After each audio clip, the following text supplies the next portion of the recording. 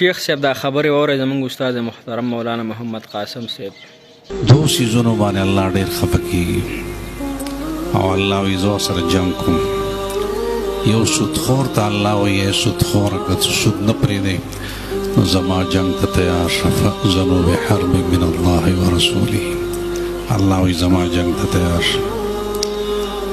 او دویم عالم سره دشمني کوونکي د هغه غیبت کوونکي د هغه پروپیګنډې کوونکي په شریعت مطهره کې ټول چې ولټوي نو دا دوه خبرې پکې راځي. دې باندې الله د خپل دشمن اعلان کړی دی. عالم سره دشمني کوي دین سره. تاسو خو عزتمند مسلمانانو ویډیو وکتله چې دوو کسانو سره الله جل شانه ته اعلان جنگ اعلان کړی چې دوی ته زما اعلان جنگ دی زما د سره چې الله جل شانه چا سره اعلان جنگ وکړي ابد الله تعالی څونه غټ دشمن عزتمند مسلمانانو. نو په دغه دوه خبرو باندې عمل وکړو، خپل بچي خپل اهل او عیال خپل ځان منع کړو. خو زه اختلاف ساتم نو اختلاف زما حق دی.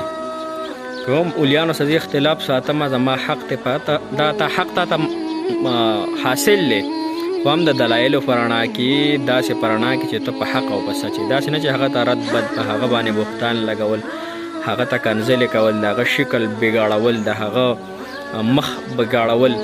دویم سودخور دی چې الله جل شانه ته اعلان جنگ کوي. سودخور سړي مال نه سیوا کېږي.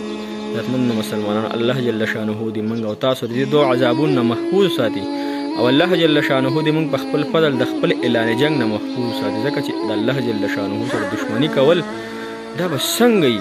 سړی یو بدماش سره دښمني ساتي، سړی یو غټ ګورنل سره یو غټ سړي سره دښمني ساتي که نه، یو مالداره سړي سره هغه څونه یریږي د هغه نو چې د دواړو جهانو بادشاه الله رب العزت سړي ته اعلان جنگ کوي. دا په څونه سخته خبره. الله جل شانه دې موږ او تاسو په امن کې راولي. جزاک الله.